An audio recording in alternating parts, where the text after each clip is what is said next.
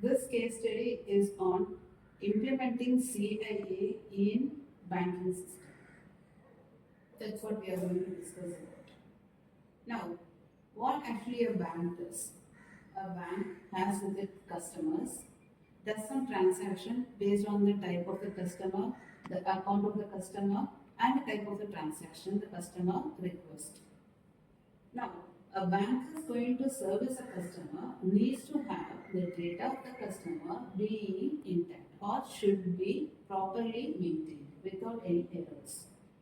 We need to have the concept of confidentiality, integrity, and availability here to be implemented with the banking system so that the customer service is properly done. Both the parties, the banker and the customer, are being happy with the service. Now, confidentiality.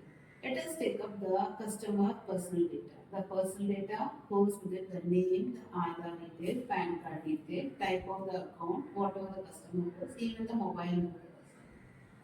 We have integrity. Integrity here is maintaining that the person who is going to have the type of a transaction done, the transaction reflects in the account. Availability. The transaction, if it is not in a personal mode, if it is through an ATM counter, the access of the ATM should be proper. This is the main criteria the bank has to first think about, and with this CIA is implemented on this core concept. Now we'll have a case study discussion on this. Let's start with.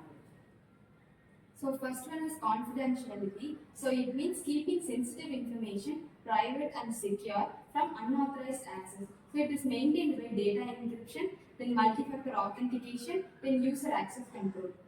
Okay, these are things that you are implementing using your cyber means, right? Okay. Next, integrity. Integrity in banking systems. What means integrity means? Integrity is the data is complete, accurate, and not added by unauthorized people. And how we protected in integrity banking system? Digital signature, checksums and hashings, and audit trails. Okay. And the real life example, if I send 1,000 rupees to my friend, the banks transfer exactly 1,000 rupees, no more or no less. Okay, that should be reflected in the account of the customers. Okay. Next is availability in banking system. Availability in banking system is ensuring that accessible at any time and anywhere. For the real-time example is Google Pay, Phone Pay, that we can be accessed anytime and anywhere without any issues.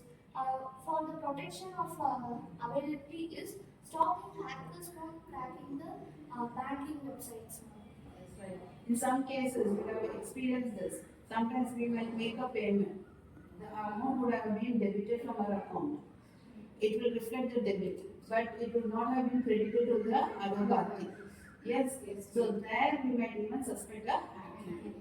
Okay, that's where we have to provide the cyber security. So, for example, we are taking a real life example. So, we know how the CIA Triad is working in protecting the person's accounts and so on. So, in real life example, we come with a Bangladesh bank case which has happened in 2016, in which the hackers have theft $81 million. So, it's a huge amount, right? So these things happen because of the bankers, but the bank is not properly following the CIA Triad formalities. Like they are not confidentially, they have less confidentiality and integrity. But nowadays, HDFC Bank and ICICI banks are huge protection over person's privacy and their money, etc. Okay. So, considering this real-time example, which has been really affecting our living lives, especially in banking systems, which has been the biggest part. So, to avoid that, we have used a CA trades, that is confidentiality, integrity, and availability concepts here. Right. Let us conclude this. Actually, a bank holds the major portion of our finance. The country finance is totally dependent on how many investors we have, how much money that has been pulled into the country. Okay, because finance is a core.